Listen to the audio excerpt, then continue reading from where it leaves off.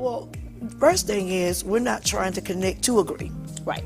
Because we're going in with the understanding that we come from two separate lifestyles, two separate walks with the Lord. And so we know that there's some things that she may have dealt with that can help me. There's things I deal with that can help her.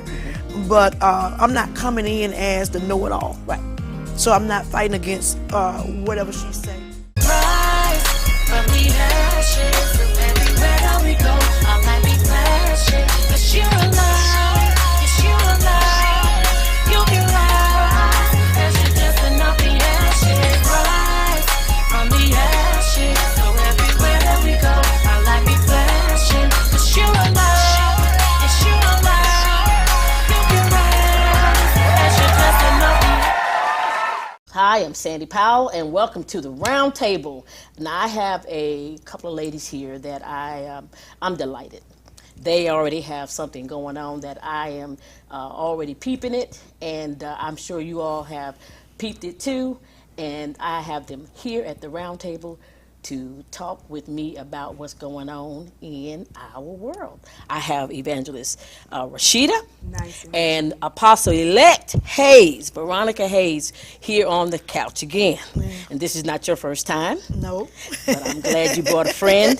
I've been trying to get this young lady on the show for probably a year, and it's just panned out that we can be here, and I'm saying thank y'all for coming. Thank you for having us. Good, good. Our topic, I just want to jump in because I think it's just awesome. The reason why I asked you to here is because of what I see. I see a covenant relationship, and I see it strong, and I see it tight. And I know that that's a necessity in the kingdom to have covenant relationships. And so I want to talk about that with, what brought you all together as a covenant relationship. Well, I met Apostle-elect last year. Well, 2017, I was doing a prayer clinic, and I asked her if I could use her church building. And she didn't know from 2017 up until the latter part of 2018, I had been watching her. Okay. So I watched her. I watched her ministry on Facebook every Sunday and the prophetic activation classes. And I also watched her husband, which is our overseer. Right. And I had been wanting to join her ministry, more so I wanted to come under her as a spiritual daughter. And so I watched her for over a year. I saw that she was consecutive, nothing changed about her. She was raw and uncut. She preached the word, not opinion. And so I just basically picked up the phone one day and just asked her, can I be a part of your mission? More so, will you be my spiritual mother and mentor? Amen. And she said, yeah, immediately. And so we've just been locked tight ever since. Wow. Well, I don't see her turning anybody away. She's a mother in every way. She's a mother in the natural, and I can only imagine that she is the same in the spirit. And so when she called you, what were you thinking? I was excited to have her to even think that much of me, because I'm not one of those type of people that feel like people should or have to, want to be connected to me. Right. It's an honor and a privilege. Right. You know what I'm saying? Anytime somebody wants to be in your presence, it's an honor and a privilege. It is. And so when she initially asked, I was like, well, who would I be to say no? Right. Because she's like, will you have me? And I'm like, oh, yeah, will you have me? Well, I think sometimes we don't really know what we're offering people. We don't know how people value us, and I think that's probably the humble side of you, is that you have to offer and you don't really know how much you have to offer. And so that's probably what she's looking at, but you're just saying, oh, I'm just Veronica. Yeah, I'm just Veronica doing ministry. Right. Just running from the hood. Well, you know what? I think you are able to go there as well as you can go in both ways, in both directions, and so she can see the versatility in you. She can see the wisdom in you, and she, like she said, she watched you for a year, so she wasn't spontaneous about it. She was, I'm sure, prayerful about it. You want to talk a little bit about that process? One thing that really draw my spirit to hers is that she does street evangelism. And as an evangelist, a God-ordained evangelist, footwork is important to me. Right. And I saw how she would go out to the streets, and how on Macon Road she was doing the drive-by prayer. Right. And how she would do stuff to give clothes to the homeless, and how she was always doing footwork. Right. And, you know, and even at her status as a prophet and now apostle elect, she still did footwork. Right. And I think that's what so many people forget, that the work of an evangelism is mandated of all ministers. Okay? It is. It's the only title that you don't have to be certified for to do. That's right. And when I saw that she understood that, Right. you know, and me being an evangelist, I said I got to get to her. Right. And so, like I said, I watched her. I watched everything about her, and Right. she ain't afraid to go to the hood. You know, She's that's- not. Yeah, and that's one thing about me. I love going to the streets, the places that are normally forsaken, because we too important not to go. We got red bottoms now, so we can't go minister to the hood, Right. or we too afraid to go. And so Or even this evangelist, that's not our area that we've been called Exactly. to. And, you know, there are different callings. in that. Exactly, Yeah, so- exactly. And so I believe in going into the ugly parts of the earth, because someone had to go to the ugly parts to get me. You better say Yeah, it. I didn't come. better I didn't say come it. out the pulpit. I was at the bottom. Well, I'm going to tell you this. You don't have to be in the hood to come out the ugly. See, I was in the ugly and not necessarily in the hood. Still was down dirty and it was grungy. And, you know, because sin is just like that. You can be living in a mansion, and I promise you, it can just be grungy. It don't have to be good. But yes, that your thought on that you saw and watched her from afar, you saw that this woman is doing what my heart desires to do as an evangelist, and you saw that I can be a part of this, and you jumped out there and say, will you be my, I saw you the other night, will you be my mommy? Yeah, yeah. But not just that, she was doing what Jesus did. Right. And that's what I see lacking in leadership. It is. She was doing what Jesus did. And she's a female, but I see the anointing of the Apostle Paul on here. When I think about Mother Veronica and Kingdom Faith, I can't help but think about the Apostle Paul and the Church of Thessalonians, of Thessalonica. The church, the Thessalonians was already under great persecution. Right. And when the Apostle Paul went there, in spite of the persecution, he didn't run. He said, what I'm going to do is I'm going to build a church right here. Right here in the place where the saints are being persecuted. And so he said, what I'm going to do, I'm going to leave an altar right here. Because he understood that the best weapon against persecution is prayer, praise, and worship. Yes, sir. And that's what Mother Veronica, I really see the anointing of the Apostle Paul on here. Yeah. She built a church. And not only did she build a church in a city that has plenty of churches, but she built a church that people are actually remembering the poor, remembering the thugs, you know, and I have a heart for the stealers, the killers, and the drug dealers. Right. And she does too. Right. And so she's doing what Jesus did. And so I had to, no one else, you know, can be my umbrella but her. Right.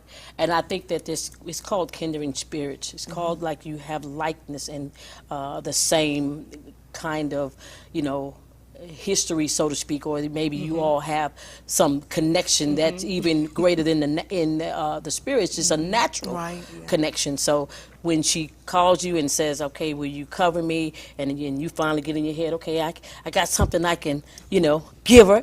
You finally realize that. So where does it go from there? Well, at the time when she asked me, I've been watching her too. You know, just some of her work, some of the things she was doing. I was covering her, praying for her, because I seen a heart that she had to do the work of God. And you know, when you see somebody really out there, really doing the work, Right. you know, it's really our job to keep them covered. That's You right. know, and you don't have to tell people that. Right. You don't have to let everybody know I'm praying for you. You know, so I didn't never tell her; she didn't know. Right. But I seen the work, Right. and I began immediately praying for her. So that's why I believe God said, okay, I'm going to connect y'all by the Spirit, Amen. because we didn't know each other naturally. Exactly. You know? Exactly. As a matter of fact, the reason why I even reached out to her is because I was praying for her. But you see the difference in the outcome? You were praying for her, and I was praying for her. But it wasn't for her to be connected here. It was for her to be connected here. And so that's the thing about the body of Christ. We all have maybe differences, but we all are connected one to another. Her out doing the work, young woman. How old are you, by the way, if you don't mind telling? Do you tell your age? Okay. She's young. saved. She's young and saved, she said. Young and saved. Young and saved. I'm saying. But I can look at her face and see she's younger than us. Oh yeah. I'll tell you that. I'm 56 and I know she way under that. Okay. Oh yeah. So it is our job as older women Yeah.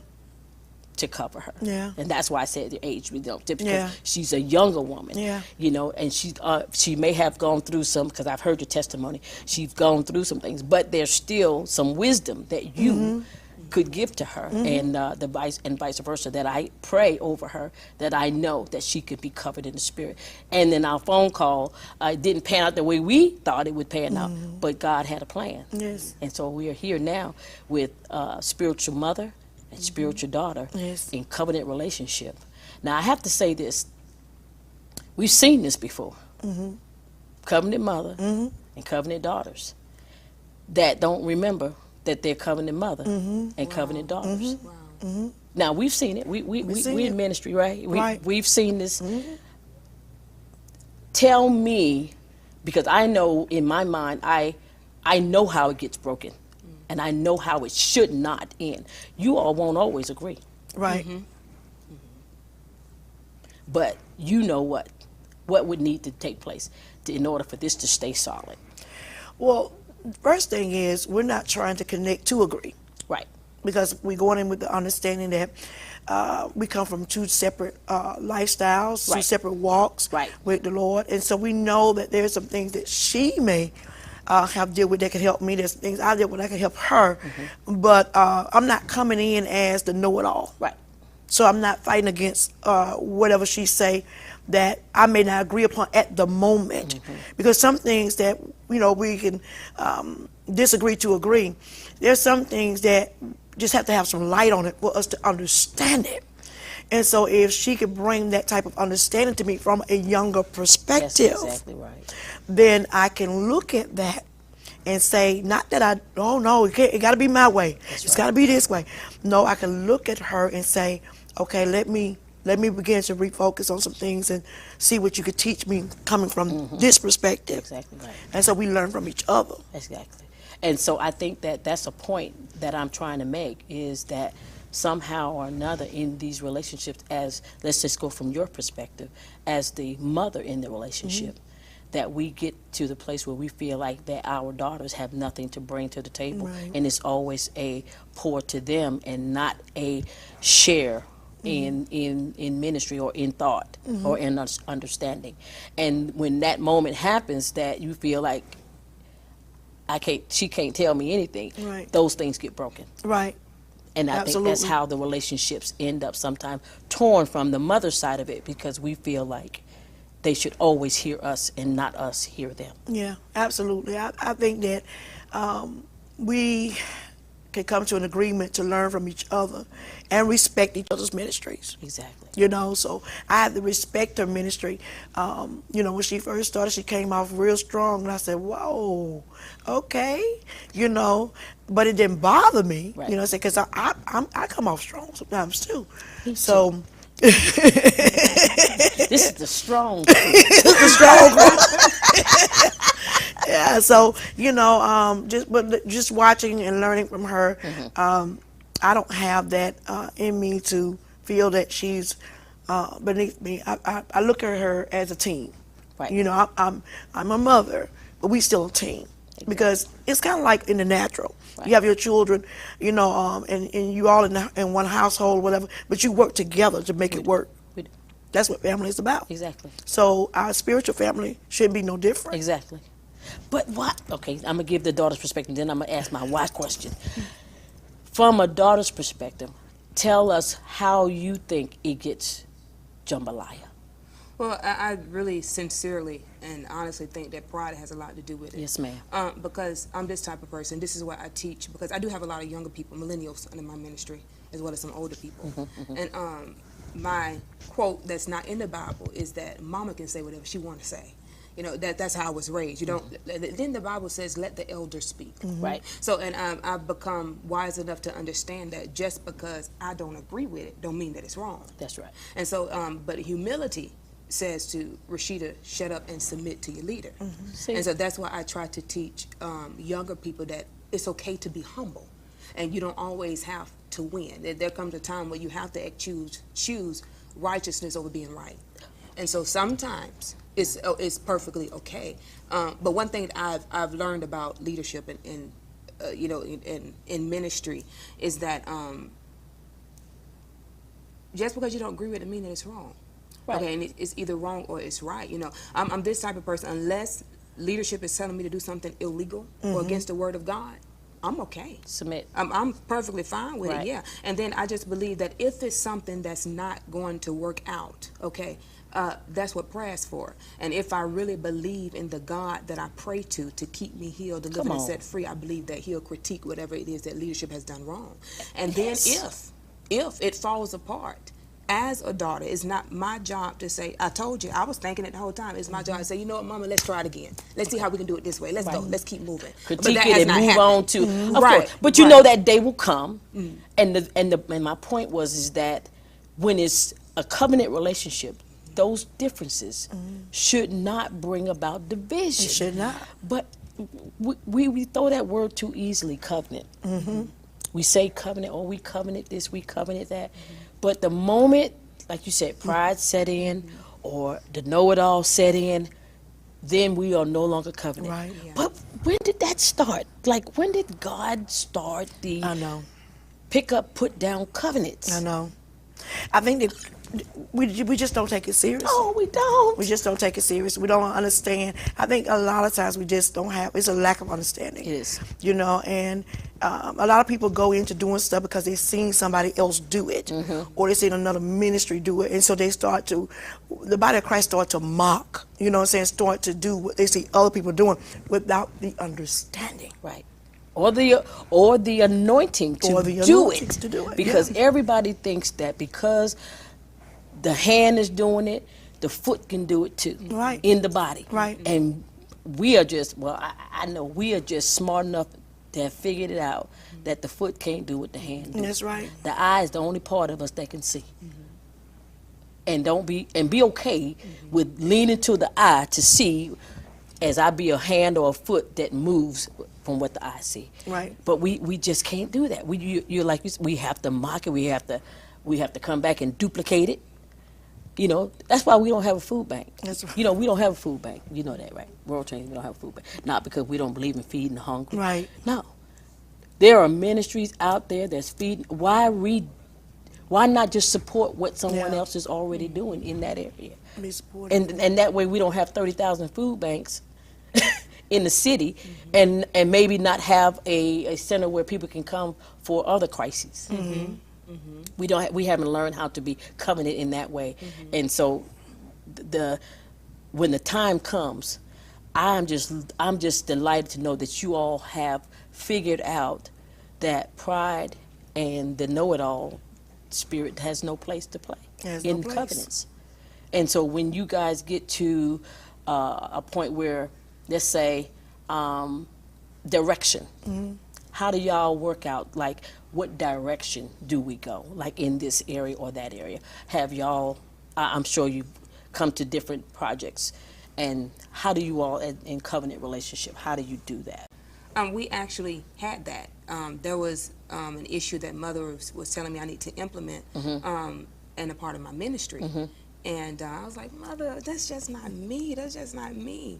And she was like, well, daughter, this is why you need to do it this way.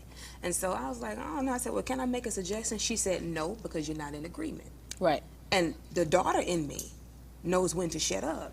And so I said, yes, ma'am. And that goes back again into humility. And also recognizing that she's been doing this far longer than I have been doing it. Right, And yes, she has wisdom, but she also have experience that I do not have. Right, exactly. We can ask God for wisdom. He'll give it to you. That's in the Bible. He give it to all men. But one thing he won't give you is experience. You have to earn that. Right. And one of the benefits of having a leader is that they have experience, okay? There's some mistakes that I can learn from her that I don't have to make. Exactly. And I believe that when you have a good leader, like Apostle-elect, I believe that she made certain mistakes that I wouldn't have to. Right. And so if I sit and submit and listen to what she's gone through, I won't have to make certain mistakes. Exactly. And I think with covenant relationships, before that relationship is formed, there should be a level of trust that you have, that when she does speak something to you that you don't necessarily, I don't see it that way, you trust that she has the best interest at heart and that she is looking at the whole dynamic of the thing where you might be seeing it in a part way. And so you're good with that.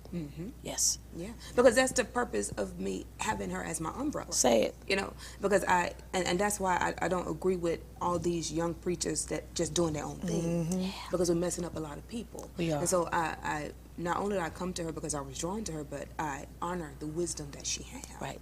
You know, and so I may have been doing things like this for 10, 15 years, you know. But now that I have an umbrella, and she say, daughter, do it this way, I'm going to do it this way. Know better, do better. Right. See, when we first come out the gate, we may not have, and I think that you're right about young people who have been called into ministry. Sometimes we hear our calling, but we don't wait for our assignment. We hear our calling, but we don't necessarily wait for the development of that calling to be to full effect, so that we can be with the least amount of errors out there doing. You're just not going to do it without error. I don't care how, if you start at 1 or 100, you're going to have error in ministry. But with the least amount is when we take the time to be developed, and you never get it all.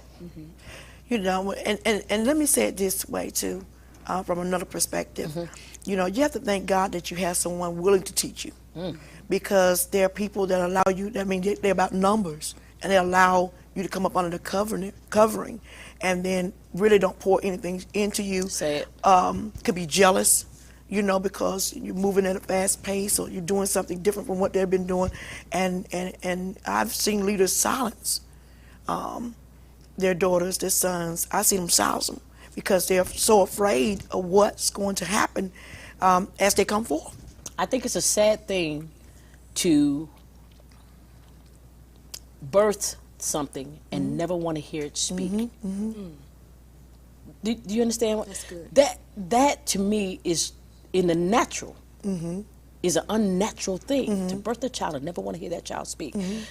So when you have that happen, like we was just talking, Apostle, to me it is the spirit of jealousy, because that's in the natural too. You have mothers who are jealous of their daughters, fathers who are jealous of their sons, but it always diminishes what could be in that child. Right. It's always to the child's hurt. It's never really to the hurt of the adult. It's a hurt to the child, and what that child has to offer, we're missing out. Right. And a good parent, spiritual parent, is not afraid of that child to speak. Right. Yeah.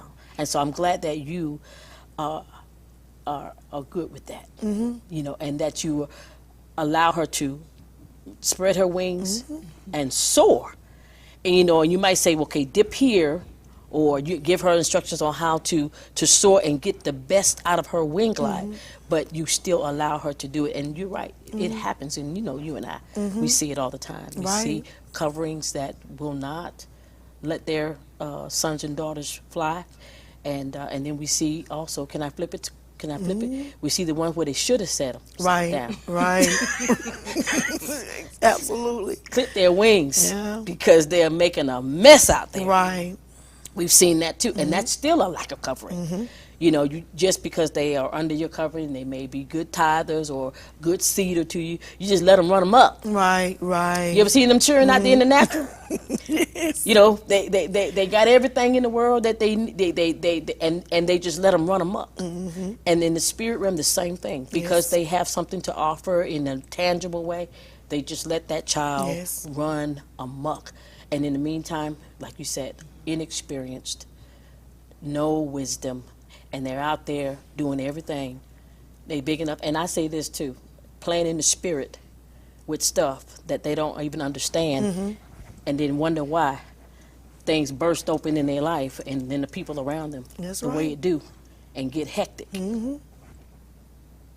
So with the covenant relationship that you all have as a mother, speaking to your daughter, whenever you see her, let's say, if you saw her in that light, in the sense of this is not the way you ought to do it, can you explain to the audience, as a mother, from a mother's perspective, what is your purpose for her correction? What is your purpose for her to guide her? Like, because we have so many people watch that they, like your show that you guys do, they need answers. They do. They need wisdom. They go to church, but they don't have training. They don't have development. Right. You know, I say a church that doesn't have training and development, you will have ignorance running amok. So when you see something, and it doesn't have to be sin, it could just be error. What is your purpose for correction?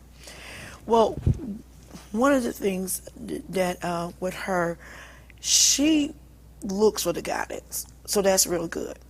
She would ask me, even after, like, I support her when she goes away, and you know, I travel with her, you know, and she would ask herself, you know, Mother, did you see anything that need to be corrected? Mother, did you see anything? She'll sometimes beat me to the punch. That's a good one.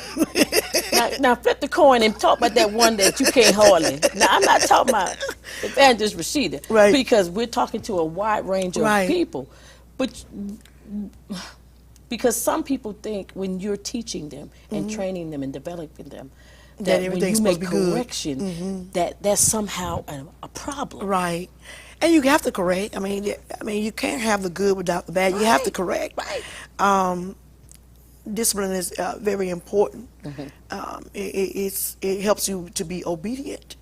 And so with one that I have had before, I'm gonna take a sip.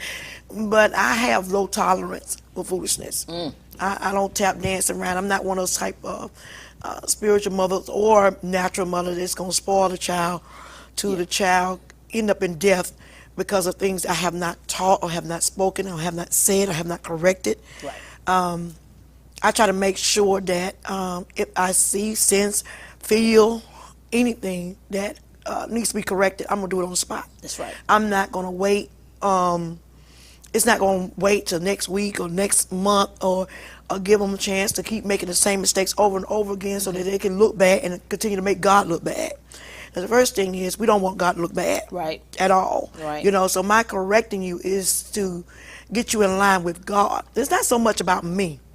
Because, see, I can look at you and then do my hand like this and go on. Be done. But I don't want you to make God look bad. Right. You know? Right. And at the same time, damage your ministry. Right.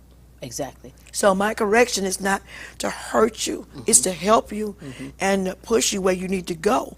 And yeah, there's some that, you know, get to the point where, you know, and it could be the natural too, where you get kids that feel like they're too grown to listen. Oh, yeah. You know, and mine is this, I'm not going to fight with you. No. But if you feel like you can't hear me or don't want to hear me, then there's other leaders out there that you might can go to that you can get a better understanding relationship with. Most of the time we find that after we don't run into the wall a few times. Right. And realize that that is not your parents, be it natural, be it spirit, that is put up a wall, but God has put up a wall. Right. You just not gonna do this. Right. And so it gets stopped in the spot. But for some reason, sometimes we find those folk, I'm gonna say folk, that's the natural and spirit, that feel like, you know, especially when they got a call, that you just can't tell them nothing. You know, because I hear God. That's that Miriam spirit. You want to talk? I can see it. You want to say something? I was just in agreement because